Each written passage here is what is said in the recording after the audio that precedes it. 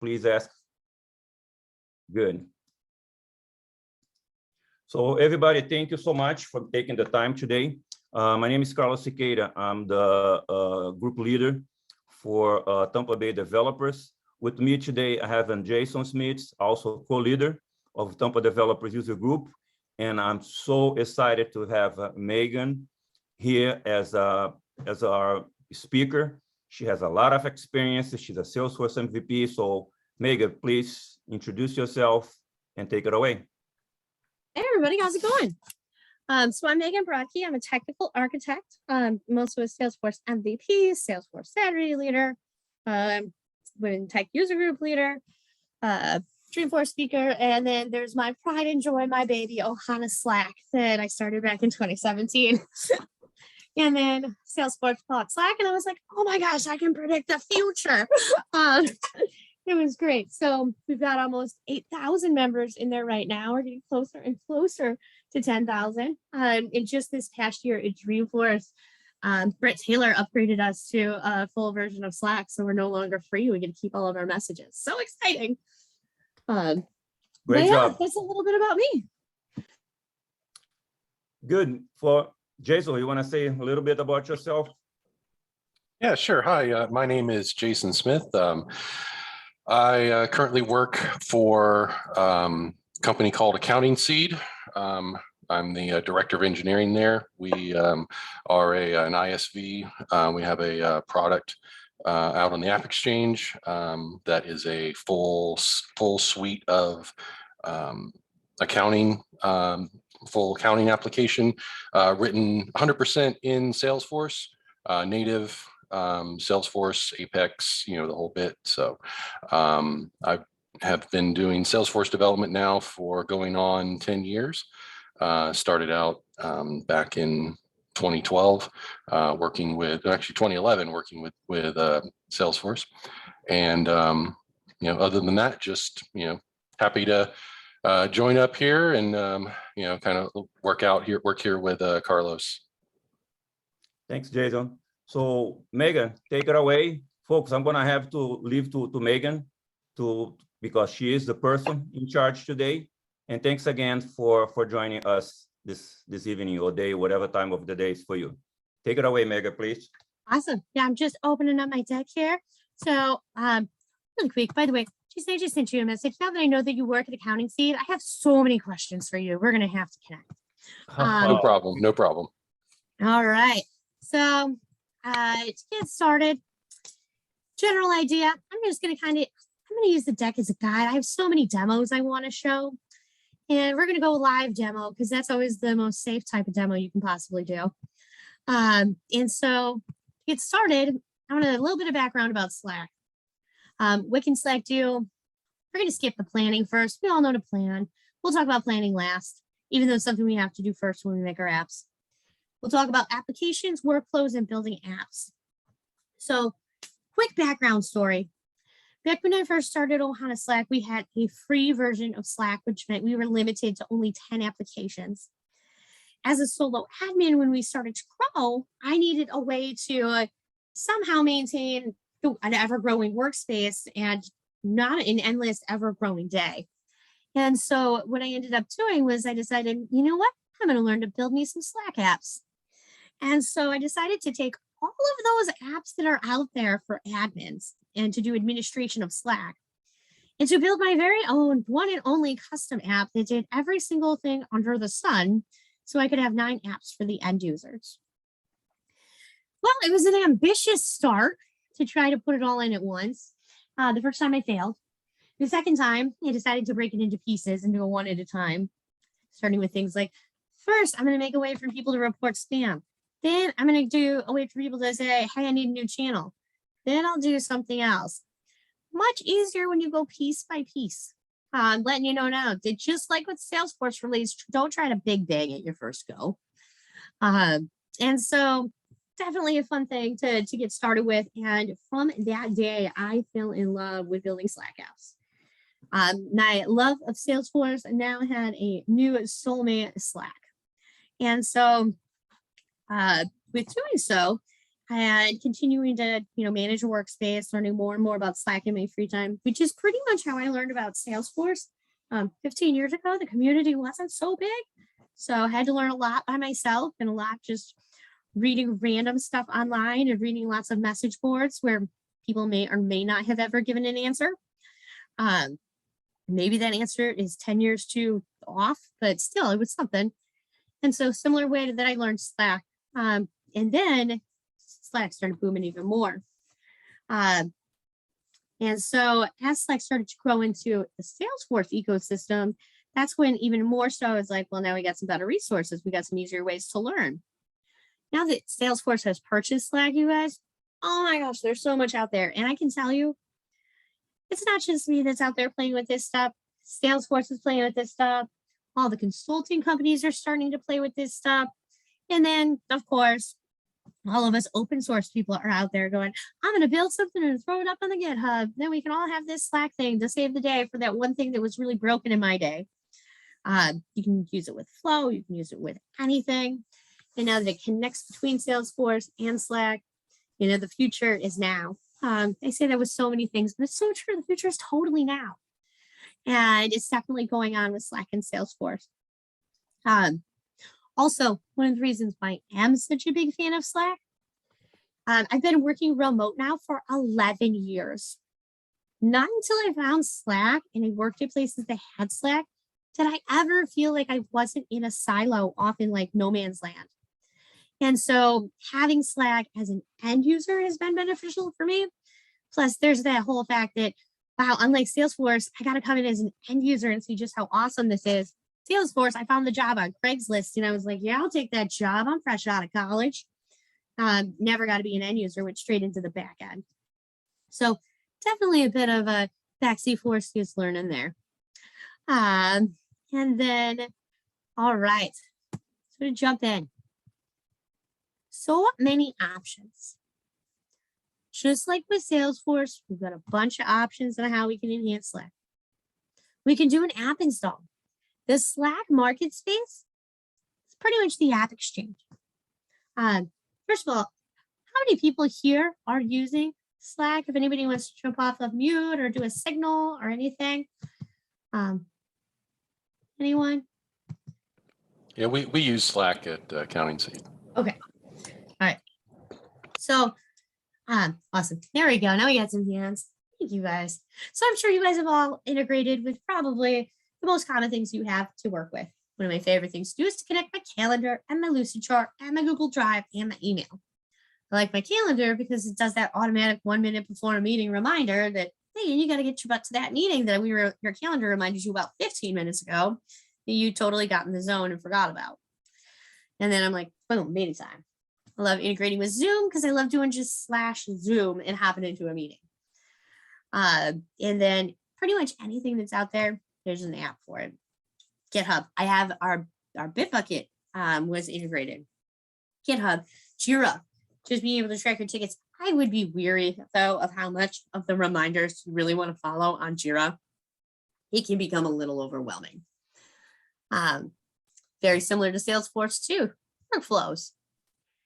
Workflows are a declarative way to create automation within your Slack workspace. Oh my gosh, that sounds just like Salesforce.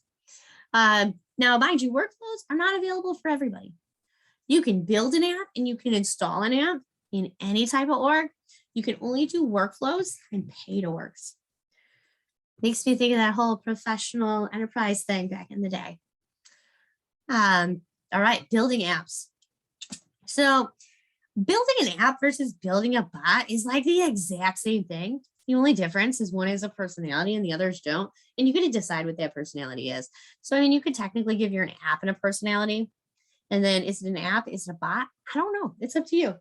But they're built in the same spot, in the same way, in the same tools. And it's just one of them gets to be all cute and adorable. And you may note that they may secretly talk about us. And per Slack, they may dream of electric sheep. I'm not sure they dream of electric sheep. If I was a robot, I would probably dream of like going into outer space or hanging with the Jetsons, but that's my choice. But I think they talk about us. And then, because they always have those snotty responses back. I think those are those responses we get to decide too. And then building the app, same thing. It's just that you're not having a conversation. You're not hanging with somebody. How to do a breeze through some of these managing apps. Look at all those apps that integrate with Slack off the bat. And that's not even like a 16th of them. Wow. I use a bajillion of these every day. So you can listen, talk, files. And then getting in, just because there are options doesn't mean it's a free for all. I think we tell our end users this and our customers and our clients all the time. Just because you can do it doesn't mean you should do it. Same thing goes with Slack. You don't want to put the whole shebang in there. Lots of words on governance. The main concept of this slide is have governance. Don't let everybody and their brother install everything. And then just like with Salesforce, keep it simple. Can it be done out of the box? Then use out of the box. Can it be done with an app? Install an app. Can it be done with a workflow? Go workflow. Now, do we have to do a webhook, but can we just do a webhook and still use workflow? Go with a workflow with a webhook. Now, do we have to build? Well, I guess we got to build it. And then, we can't do it with even building. We got to figure out what's up with this Slack thing. And then planning. Plan. Know what the purpose is when you decide to build. So we're going to hop over into this lovely little tab board I have here. And I think this is the right tab. We're going to do a double check though. Otherwise, it's the tab over. I hope you're all having a wonderful day. It's Thursday. We're almost done with the week, everyone. And oh, yes, this is the Slack one. Okay, perfect. Hop on over here. Here you go. Just first pull up the Slack setup.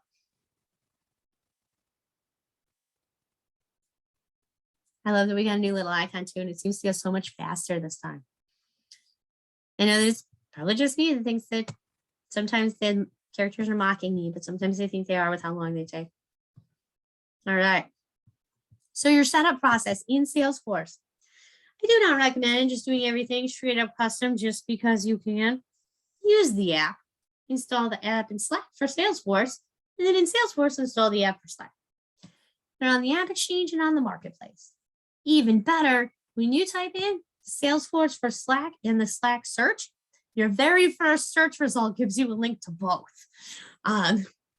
You can even misspell Salesforce and it'll still work as long as you don't misspell it too much. But I do know that if you have a typo, it works. I'm the queen of typos. So connecting your Salesforce to your Slack. You have to have the app installed in both before you can do the connection. I do not recommend connecting a dev box or a sandbox or anything like that to your production org. Get a free org. Just make it easy on yourself. And enabling your objects. Your objects like account, contact, opportunity, case, etc., lead, come out of the box. But you get to pick and choose all your custom objects. So what I go in here, you'll notice they've turned a bunch of stuff on that I've been playing with. So we were going here and we're going to say, hey, we want to bring these legal documents in. And I want to subscribe to active. And I want to also subscribe to terms, active date, and end date. That way I'll get a notification when they start and when they end. Sweet. That's going to say pending, and you just activate it. I recommend doing automatic deactivation whenever you can. I have one org, though, that just won't automatically activate. No matter how many times I've uninstalled or reinstalled, not with anything. In those situations, you've got to go through the manual steps. They're not that bad. They give them to you, but still, it takes following directions and having some patience. So we'll just chill for a moment while this adds our legal documents so we can show off some cool legal awesome. All right. You're going to finish and it bumps you out. You got to go back in here. This is where you're configuring your alerts. You'll notice that I sometimes have my caps lock on and sometimes don't. Sometimes I hate bad keys. So here we're going to go with, there you go. Doc, active. Or let's just go with legal doc. Now you'll notice here that we can type in the name of an object. Now you can either have an object level alert or these record level alerts. Now keep in mind, when you track a record, that means each time you want to track something, You have to set up that record to be tracked. If you do this on a object, any record that hits that criteria without you having to go in and say, track this record, he's going to send you a notification. Use these settings with care.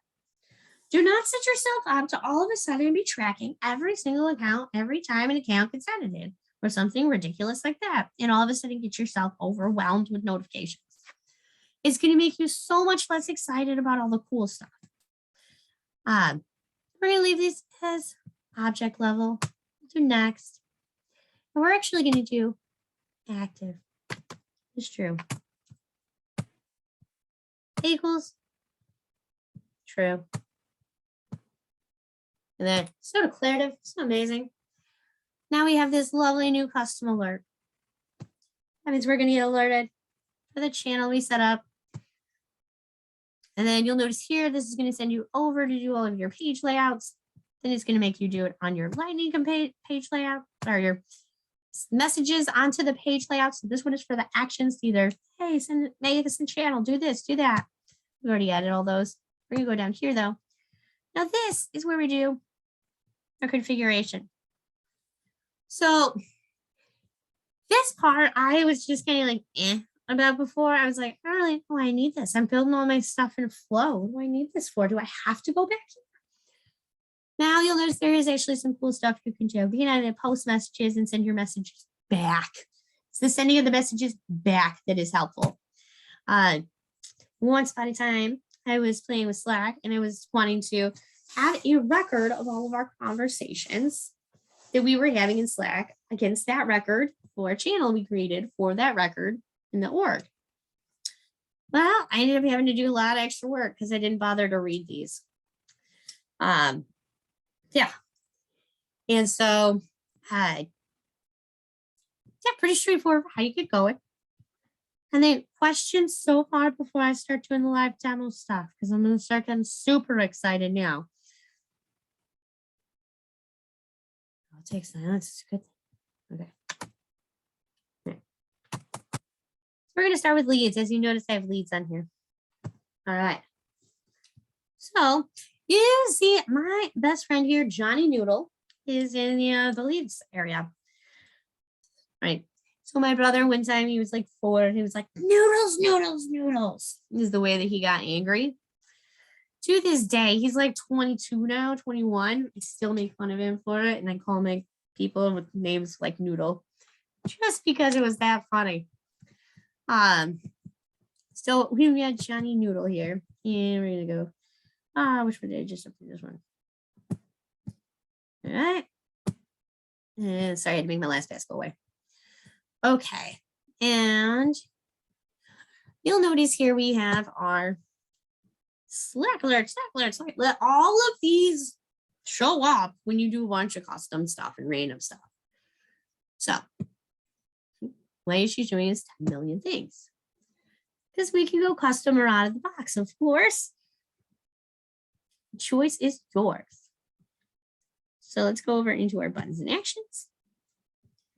And when we scroll down on our lead, you'll notice here we have a lightning component that's an option. One just takes us to the detail page for a URL. Another lightning component to send to Slack. Another detail page for send to Slack. This is the best part. We also have this sweet flow that we created that we're going to add to the page. We're also going to make those buttons less confusing when we do that. So here in Slack, here in our flows, we have post to Slack tester. Very exciting name for a flow. And it's going to open.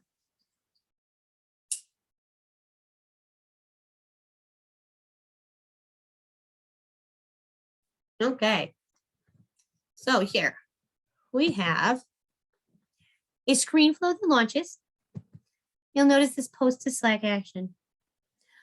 This package of actions is one of my absolute favoriteest things that's out there in the world. So the unofficial SF, like rock star guys from the Flow team, created this sweet package of a bunch of flow stuff for us. Everything from create channel, just fill in your, how you want to do the name, what your app is, and then also, you know, what is it that you're going to want to create it on for an object. They also created, find all your Slack channel, our Slack members, and then we can sort them by XYZ. And then you go in your flow and you decide, who do I want to have that's actually part of the Slack channel that I just created. They created an archive channel for us to launch in a flow. And these are so easy, and they have really thought of everything that we needed to do. Like, do we want to thread it? Do we want to have the links there? Do we want this to just go and, you know, have, do we want dynamic text? Do we want to have it use the, what blocks do we want to have? The blocks being the block kit from Slack that lets you declaratively build a UI, so to speak. Well, you can see it's kind of like using Markdown next to a preview is what it's like. So cool. And they keep adding to this package. I have seen it go from like 4 items to it's now like 6 or 8 items.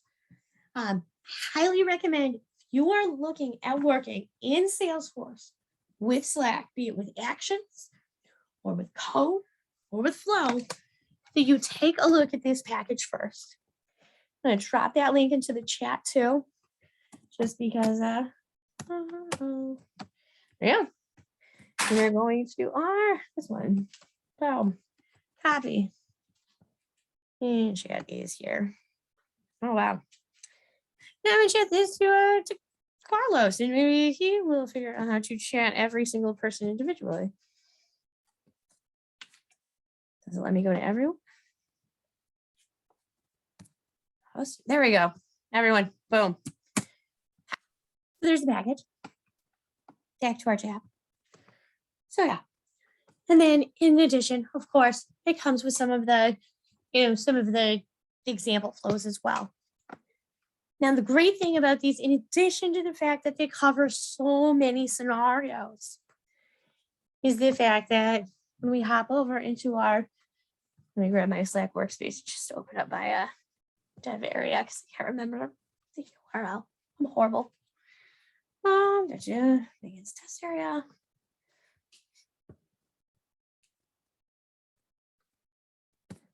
I hope everybody's having a great Thursday. And I'm gonna go into my manage apps. There we go. And so when we hop into here under build,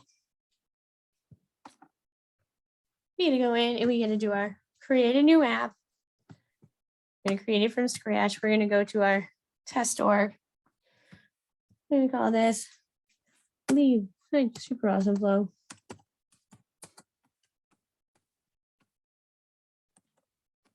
There we go. I can type. All right. We'll hit create app.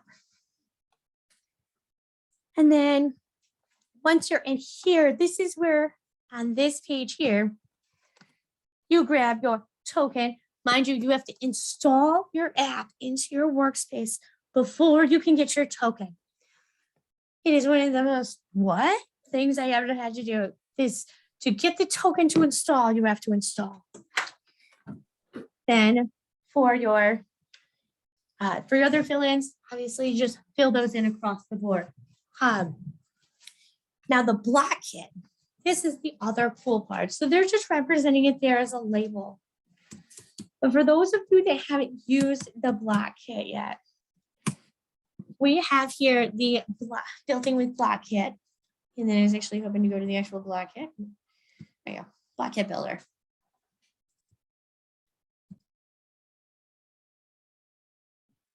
And you'll notice here, like I was saying, it's kind of like you're working with Markdown, having it all pretty next to it, where you get a preview.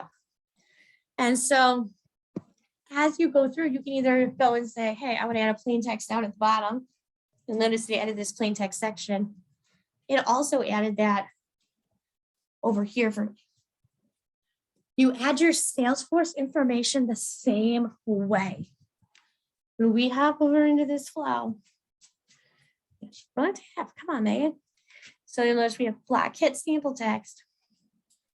We jump over into our manager and grab it. do edit. You'll notice here when I do Control A, copy. After my Blackhead, you can just do Control A, paste. I now have just then put the brackets in. Oh yeah, you have to add little brackets as well when you're in it. I believe you have to have them at the top and the bottom was what I had to do. I should have just left it like I usually do. I tried to wing it. I'm gonna do it the other way. Live demo. Control Z, Control Z. We're gonna refresh the page and do it. All right, so let's shoot new template. That's the easy way to fix it.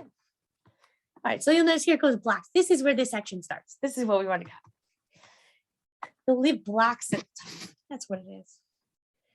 As we go down, and we go to here, paste, and blah, blah, blah. We got our section, we got our blocks, we have an extra bracket. Extra brackety bracket. But, oh no, I don't like that. You'll see here, pretty princess. We've got the text that shows up over on the other side, just like we would in the actual Slack when we grab our information.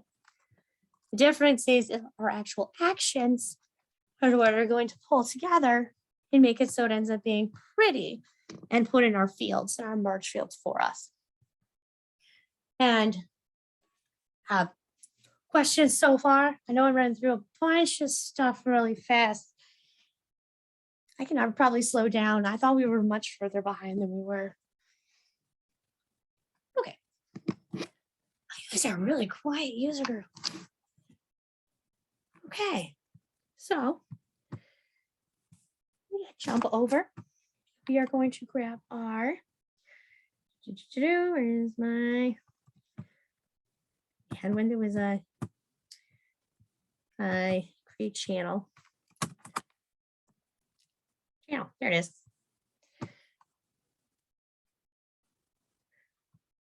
So this is where we're going to build a little create channel flow here as a team. So the first thing we want to do is we're going to want them to, first of all, so they'll have the record information what we're on. We're going to pass that through in the record ID. And then we're going to want to find out who is it that we want to, what do we want to do here? We want to create an actual Slack channel. So we go in here, we type in channel. And we'll do create Slack channel. And we'll do your channel name is a resource. We'll just do variable. We'll call this one the channel.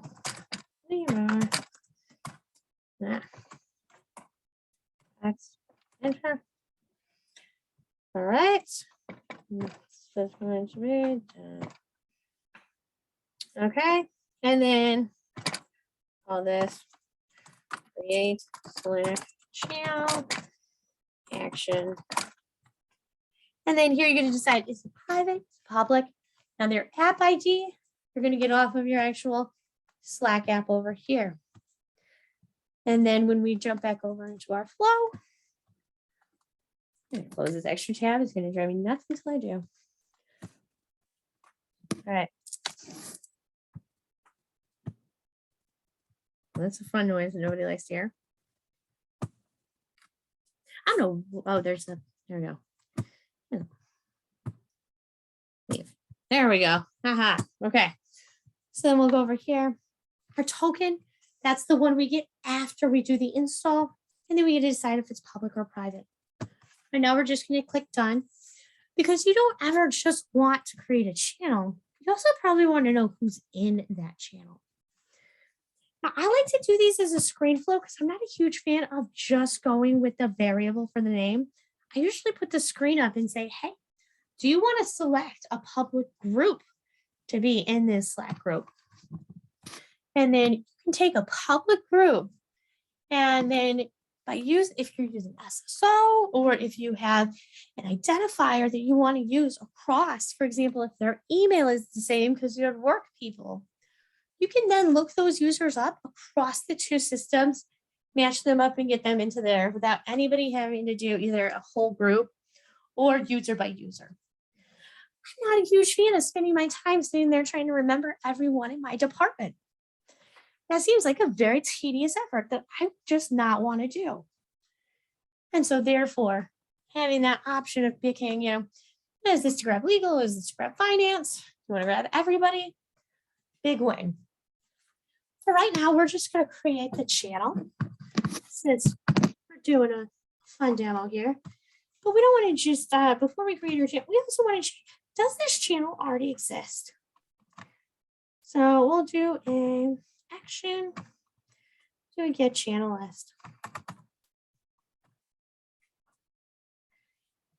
Get channel list.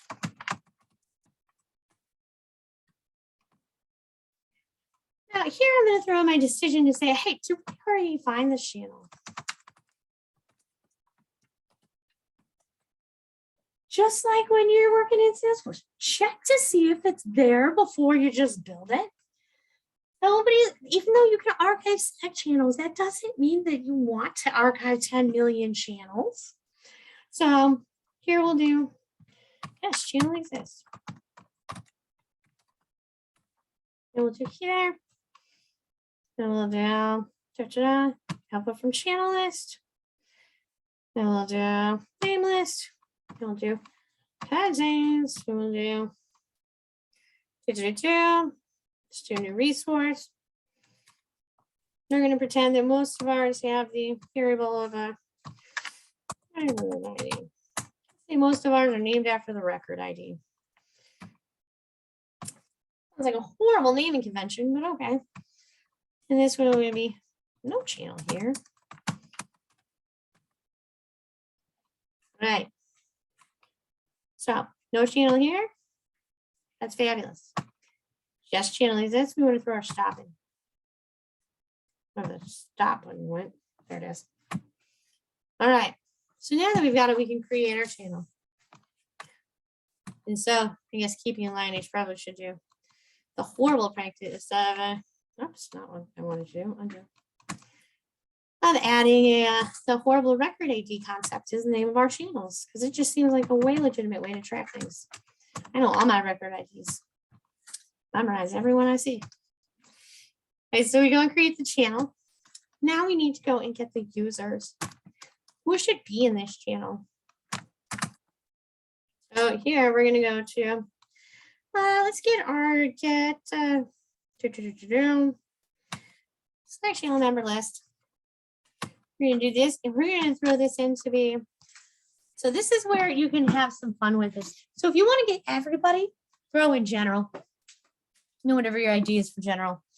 A nice way to hold on to these is to just do a mapping and like a custom metadata type or in an object so that you don't have to keep looking them up every time. It'll make your life a lot easier. But if you like looking stuff up, you are more than welcome to store IDs over and over and over again. Just keep in mind that that free Slack org that you are testing in is not going to have the same ID as that new Slack org you are going to that's your real production org. Right now we're going to go variable. This into channel. This is text. Sweet sassy. All right. And then of course our token. Again from the Slack app that we've already installed into our empty org that our token. Okay. Now and then hit that. Oh.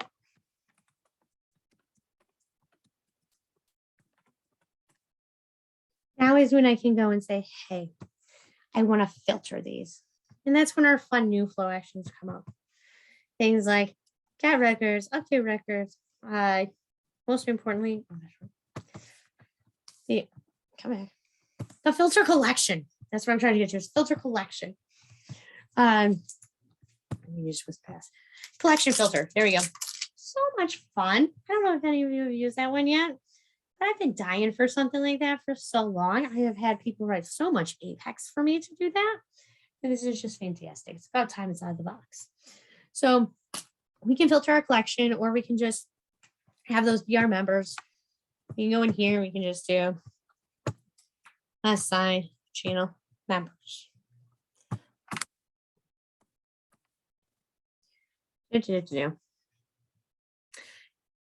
your Slack channel. And then out of that user list, we're putting in our Slack channel member list. Okay.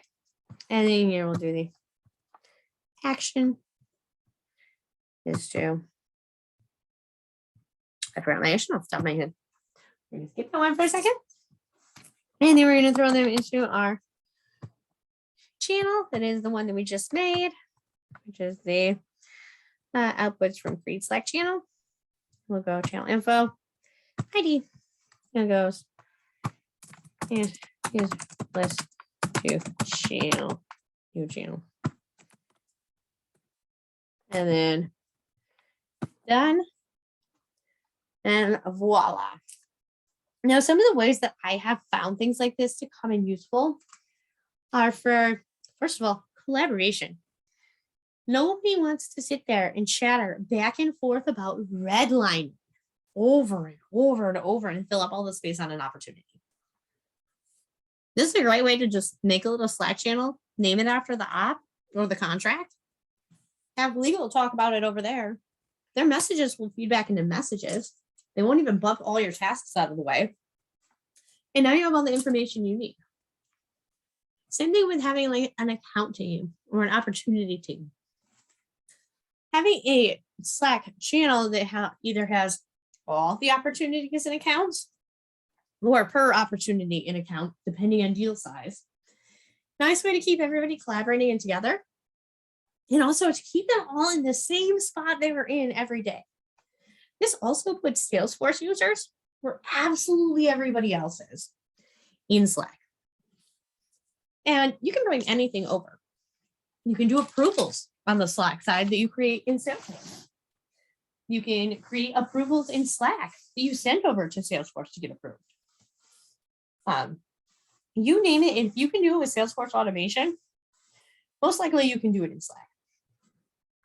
And the only thing that's better is the fact that they just keep adding more. And it's just been phenomenal. Yeah. And then to see it so that you can go over and say, hey, I'm hanging out here with Johnny Noodle. Send this over to Slack. What to do? There's my box. Send it to my test org. Drop it into my leads channel with the message of Noodle is back at it as a prospect. And it's Slack. Automatically on every object, you get those buttons. You don't have to do anything to start sharing records over in Slack. It's everything else you want to do that makes it so that you can keep your collaboration going.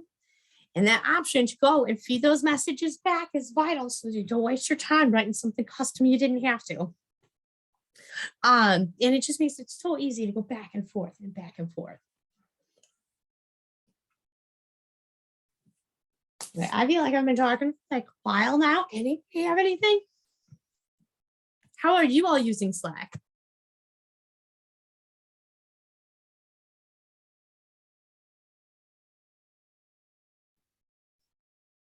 Has anybody built anything with Slack yet?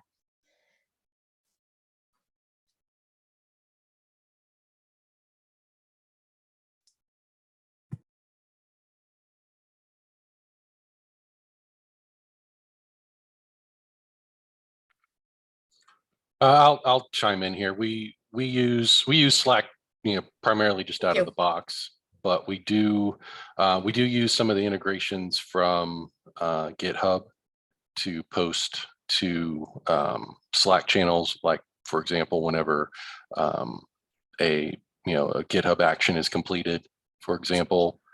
I feel like those get overwhelming. A little bit, Okay. but we kind of have them. We have them triggered off of like a GitHub workflow action.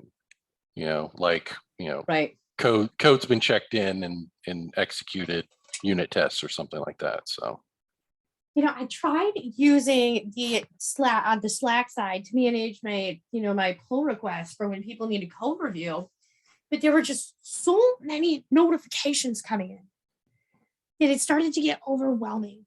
Yeah. Yeah.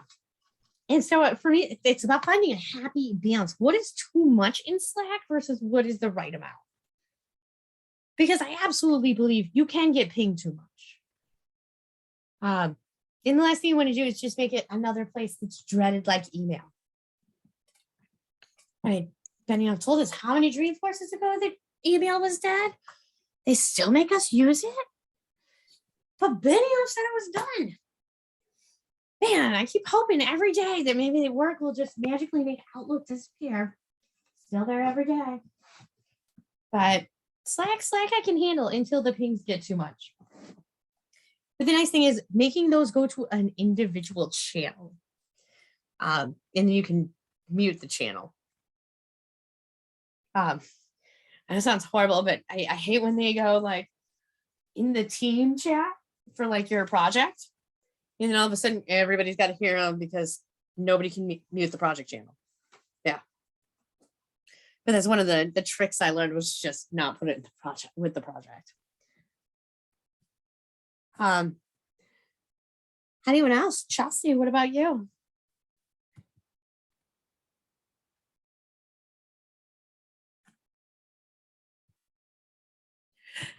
So Jason, have you guys looked at mixing accounting seed with Salesforce and Slack? Not too much. You know, we do use accounting seed internally for our own, you know, accounting purposes. It's interesting though, I had not really explored a whole lot of the Slack integration with Salesforce directly, but this is definitely something to take a look at more. I really liked how, you know, you can trigger off of individual records or off of, you know, specific objects, you know, so you could have like we have a lot of automations that we have in our system, you know, and we still do a lot of emails, unfortunately. Oh, I'm sorry. Yeah, so that would be cool to be able to, to give an option to say, instead of doing an email, you know, post to a specific Slack channel. So one of my favorites is to set up onboarding with Slack. Is one of the things that goes out when a new user is created. And then the first time they log into Slack, they get their onboarding message. And something very similar, you know, I'm working on a new one for OhanaSlack too, that explains how to search for channels, so that not everything is going into general anymore. But, you know, just trying to streamline all of those things that you used to try to do every day. And the workflows are fantastic. Those are what I'm using right now for my onboarding. Not even trying to do it with any sort of custom app or custom code, which is great because you get like infinity workflows. Well, you shouldn't say infinity. Infinity is not a real number, but it seems like a lot. So I haven't maxed out yet, and I've got a ton in there. And just being able to take those small steps out, or things like user provisioning in Salesforce, it's not the easiest thing in the world to set up, you know, with all of those user provisioning flows and all the connections to the other systems and all the weird requests, and people don't know how to go into setup to ask for it. So by being able to turn it into something as simple as, hey, you get this little message when you say you're signing someone up, it goes into Slack. Now you fill out this form in Slack that says, pick A, B, C, or D. Pick A, B, C, or D. Now all of a sudden people are much, much better at filling those out than they were at trying to go to each one of the connected apps to say, my person needs this app, my person needs this app. Yeah, so just the little things to take advantage of some of those lesser used features. It still does all the work that provisioning did. It's just that they're doing it from Slack, so they have no idea what they're doing. Yeah.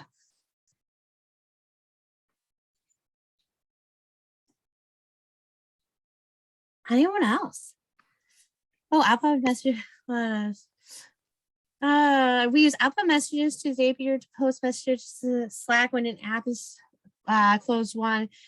You know, I would take a look and see what type of app are you looking at for closed one? Oh, for when an app is closed one. You know, I would look at just using the out of the box app. When you move an opportunity to closed one, you could do one of those record follows, and you could have it just auto send it out without having to use Zapier in between. Just so you know, Brandon, I was actually just talking to somebody about that the other day, where they had gone through and they had put all the Zapier stuff in, and we were trying to figure out what Zapier stuff could we untangle. Yeah. But it's pretty cool just how far that application has come in such a short time. Yeah, even if it was set up just at the end of last year, there's stuff that it's doing now that it was never doing before. It's pretty amazing. And they just keep adding and adding and adding. I mean, last year, you actually had to go in and manually set up so much for each and every one of your objects. The fact that now all you have to do is you can click all your custom objects and so many objects come standard. Nike's Batman moment. Yeah. And, one of the best things I can say is use one of those little Kickstarters, from either, if you want to do more than just notifications back and forth. Just those notifications also can go from Slack to Salesforce. I really want to stress that is when you get something that comes into Slack, you can, I wish I wasn't on my work computer. You can always ping over to Salesforce and be like, this came in. I'm going to do a shortcut. This will send it over to that record. Or I'm going to search for this record in Salesforce directly from Slack. And then I'm going to add new notes to it. Or I'm going to add a new task. And all straight up out of the box with Salesforce to Slack and Slack to Salesforce. So cool how it's just so straightforward. And all those really basics are in there. It's the cool, fun add-ons that, we all got to build, kind of like with consulting. Yeah. And then I hate to say it, but I have a meeting in like 9 minutes. I really want to keep going. And now especially the people are starting to talk. So I actually kind of want to I'm going to share my Slack screen here and I want to jump into OhanaSlack. Wait, I actually understand OhanaSlack text store. All right, let's switch over. Oh, this one. All right, do share. And let's do this one. Okay. So you'll notice over here that Meighan Test and our buddy Johnny Noodle have been pretty popular coming through anywhere between 4:36 a.m. and today. And then the way that you can just, I actually want to just show the Salesforce side of it. Oh, there you are. Yeah, you can add channel alerts from over here. And then when you do your slash, you can set up more record alerts. And you do bulk, you can do individual, so easy. And set up your own alerts or set them up for a whole channel. Always consider where you are setting these up. Do not be spamming everybody in general with your alerts. There's no need for the whole company to hear about the fact that you closed a task. Just make sure that it's, you're appropriately aligning the type of data to the type of channel. Yeah.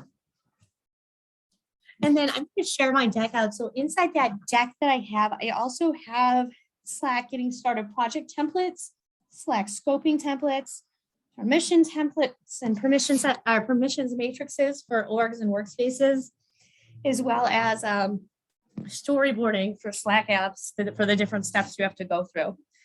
So I'll get that out to Carlos as well, so he can make sure to share it with the video.